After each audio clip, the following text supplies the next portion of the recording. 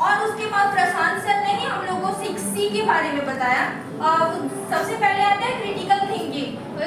हर बच्चा अलग तरीके से सोचता है, एक ही चीज के बारे में सारे लोगों के विचार कैसे अलग अलग होते हैं, कैसे तार्किक होते हैं, इसके बारे में बताया। उसके पश्चात क्रिएटिव थिंकिंग, क्रिएटिव रचनात्मक सोच के बारे में सर ने बताया।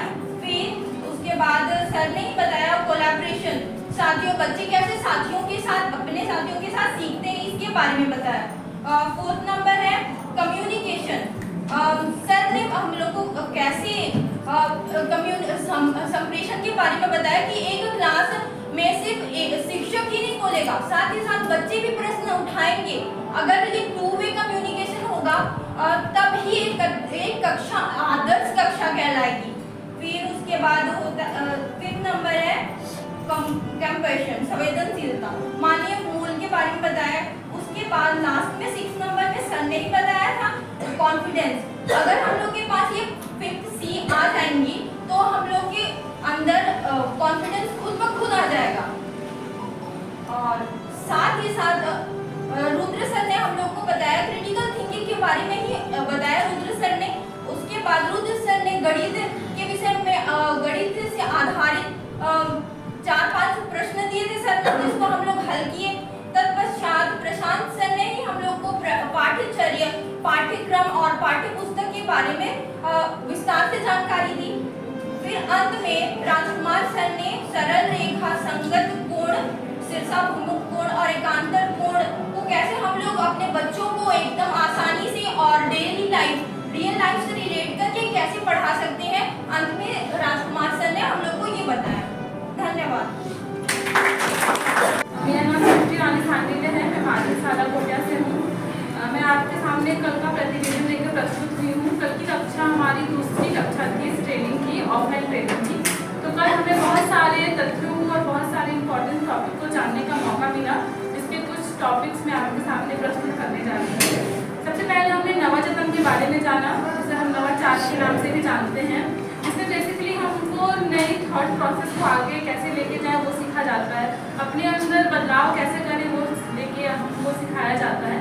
क्योंकि हर एक इंसान के लिए अपने कंफर्ट जोन से बाहर आना इजी नहीं होता है, कोई भी नहीं चाहता कि, क्योंकि आप जब अपने कंफर्ट जोन छोड़ते हो तो आपको बहुत सारा मेंटली और फिजिकली चीज़ों को फेस करना पड़ता है, जो स्टार्टिंग में बिल्कुल भी अच्छा नहीं होता। तो हम इसलिए वही पुरानी चीज़ों में ही जकड़ कर रह जाते हैं। तो हमको जो चेंज करना है वो पहले खुद से करना है, दूसरों से एक्सपेक्टेशन ना रखते हुए बदलाव स्वयं से स्टार्ट करना है, उसके बारे में हमने जाना। और हम बदलाव के लिए क्या क्या कर सकते हैं उसके बारे में सर ने बताया। जैसे हम बच्चों को जो सिखाते हैं कि हमने कुछ सिखा दिया कि बच्चे ऐसे ही करते हैं, तो वो ना सिखाकर बच्चों को हमको ये सिखाना है कि आपको ये चीज़ें स्वयं से कैसे कर सीखनी है। पहले उनको ये मौका देना है कि आप एक बार खुद से पढ़ो, खुद से समझने का प्रयास करो। आप जहाँ पे रुकोगे, जहाँ पे आप फंसोगे, वहाँ पे आपको समझाने के लिए हम हैं, पर वो उसमें इतना कॉन्फिडेंस हो कि वो प्रयास खुद से करे, इसके बारे में हमने जाना। और हमने ये जाना कि असर, नाश और दिशा के बारे में जाना, जो कि 3 अलग अलग सर्वेस हैं, जिसमें जो असर है annual status of education report, उसमें बुनियादी शिक्षा की जांच की सर्वे होती है कि प्रत्येक बच्चे के पास बुनियादी शिक्षा है या नहीं। उसके बाद जो नेशनल अचीवमेंट सर्वे होता है, उसमें ऐसे बच्चों का सर्वे किया जाता है जो बच्चे समझ के पढ़ते हैं, क्योंकि सर ने बताया कि जो बुनियादी शिक्षा होती है, जो रटने वाला विधि होता है, उसमें क्लास के 70 से 60 या 70 बच्चे आ ही जाते हैं, और समझ के पढ़ने वाले बच्चों की संख्या बहुत कम होती है। बहुत हमारे स्कूल में भी 3 या 4 ही बच्चे ऐसे होते हैं जो खुद से चीज़ों को बहुत अलग अलग एंगल से समझने की कोशिश करते हैं। और जो पिज़्ज़ा के बारे में हमने हमारे सर ने बताया वो ये है कि नेशनल स्तर पर हम देखते हैं कि बच्चे के अंदर 6C डेवलप है या नहीं। 6C में आपका creative thinking, collaboration, compassion, confidence, ये सारी चीज़ें आती हैं। जो अगर ये 6C आपके अंदर हो, तो वो बच्चा बहुत सारी चीज़ों को खुद से फाइट करने के लिए सक्षम होता है। तो ये 6C हमें बच्चों के अंदर ही नहीं, पहले खुद के अंदर जनरेट करनी है, तभी हम बच्चों को इसे आगे दे पाएंगे। उसके बाद हमने नवाचेतन पर अपने स्तर पर हम क्या कर सकते हैं। तो पहले हम स्वयं से शुरुआत कर सकते हैं। हमारे आसपास जो संसाधन है वो हो सकता है कबाड़ से जुगाड़ हो, या बहुत लिमिटेड चीज़ें हो जो खराब हो गई हो, या उसको लेके हम कैसे उसको अच्छी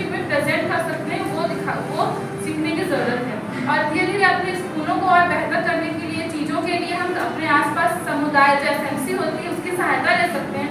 जैसे कि हमारे स्कूल में बहुत सारे स्कूलों में ऐसा होता है कि बेंच नहीं होते हैं, बच्चे टाट पट्टी पर बैठते हैं, ब्लैक बोर्ड अच्छा नहीं होता है, तो उसके लिए हम समुदाय से बात कर सकते हैं, उनसे सहायता ले सकते हैं। और जब हम स्वयं प्रयास करते हैं, समुदाय हमारे साथ जुड़ता है, तो जो प्रशासन है वो स्वयं भी हमारे साथ जुड़ जाता है। बच्चों ने हमें बहुत सारे टिप्स दिए जिससे हम बच्चों को आगे प्रोत्साहित करते हैं। जैसे उनके जिज्ञासु रवैये का सम्मान करना है, उनको चैलेंजेस देने हैं होमवर्क ना दे के, जिसके भी होमवर्क से बच्चे बोर हो जाते हैं, उनका वो एक लिमिट हो जाता है कि अच्छा मैम ने बोला 5 क्वेश्चन करना है तो मुझे 5 ही क्वेश्चन करना है। तो अगर हम उसको एज अ चैलेंज देंगे तो उनके अंदर एक हेल्दी कॉम्पिटिशन आ जाता है, जिसके साथ वो दूसरे से बहुत बेहतर करने का प्रयास करते हैं और उससे वो बहुत कुछ सीखते हैं। तो इसलिए हमको ऐसा करना है कि बच्चों को प्रोत्साहित करना है। उसके साथ सर ने हमारे साथ अपना पर्सनल एक्सपीरियंस शेयर किया कि कैसे उन्होंने अपने स्कूल को, जो कि थोड़ा पुराने स्टाइल में बोरिंग था, उसको कैसे उन्होंने क्रिएटिव वे में काफ़ी अच्छा किया। तो हमारा स्कूल भी ऐसे ही होता है, मतलब अगर प्राइवेट स्कूल कंपैरिजन में देखने में अच्छा नहीं, मतलब बहुत बोरिंग होता है, अट्रैक्टिव नहीं होता है, ब्लैक बोर्ड बहुत सिंपल्स होते हैं। तो अपने अनुभवों से हम कैसे अपनी कक्षा को, अपने विद्यालयों को सुंदर और आकर्षित बना सकते हैं, क्योंकि अगर हमारा विद्यालय सुंदर रहेगा, आकर्षित रहेगा, बच्चों को वहाँ आने में मजा आएगा, तो शायद हमें जो शॉर्टेज आता है बच्चों के आने का वो नहीं फेस करना पड़ेगा और बच्चे रेगुलर आना स्टार्ट करेंगे। उसके बाद हमें सर ने प्रोजेक्टों के माध्यम से ये समझाया कि जो ट्रेनिंग हमारे लिए कंडक्ट की जा रही है, उस ट्रेनिंग का होना क्यों जरूरी है और उसमें छोटे छोटे एक्टिविटी से हम कितना कुछ सीखते हैं, जिससे हम जो उसका प्रयोग अपनी कक्षा में कर सकते हैं बच्चों के बीच, ताकि बच्चे डरे ना। जैसे गणित से बच्चे बहुत डरते हैं, मतलब गणित उनका बहुत ही कम बच्चों का फेवरेट होता है, नहीं तो उनको लगता है कि बहुत खतरनाक चीज़ है, तो वो कभी पसंद नहीं करते। तो हमको कैसे इसको बहुत क्रिएटिव करना है कि बच्चे खुद इंटरेस्ट लें सब्जेक्ट के लिए और जानने का प्रयास करें सब्जेक्ट को और भी अच्छे से। उसके बाद सर ने हमें ICT के बारे में बताया, जिसमें करिकुलम कैसे वर्क करता है, उसके अंदर सिलेबस कैसे डिज़ाइन किए जाते हैं और सिलेबस के अंतर्गत जो पाठ्य पुस्तक होती है उसमें जो पाठ्यक्रम है वो क्यों अरेंज रहते हैं, क्यों सीक्वेंस में रहते हैं, हमको उसी वे में पढ़ना है। और कभी किसी क्लास में 13-14 पार्ट रहते हैं, किसी क्लास में 20-21 पार्ट रहते हैं, तो स्टार्टिंग में टीचर्स भी वो देख के डर जाता है कि अरे बच्चे को तो इतना कम आता है, 20-20 पार्ट को कैसे कवर करेगा। पर एक्चुअली वो उस बच्चा उस पार्ट को करने के लिए योग्य है, तभी वो डिज़ाइन किया गया है। तो हमारे ऊपर है कि हम उसको कैसे क्रिएटिविटी प्रेजेंट करें ताकि बच्चा वो सीख जाए। और साथ में बच्चे सर ने हमें DCF के बारे में बताया, जो कि डिस्ट्रिक्ट लेवल पर होता है।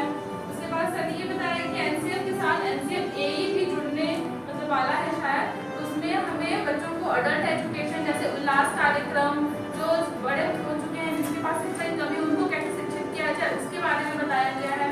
और सर ने बताया कि टीचर्स एजुकेशन के लिए भी NCF काम कर रहा है, तो टीचर्स को और कैसे अधिक योग्य बनाया जाए, कैसे उनको और क्रिएटिव तरीका सिखाया जाए, उस पर कार्य किया जाएगा।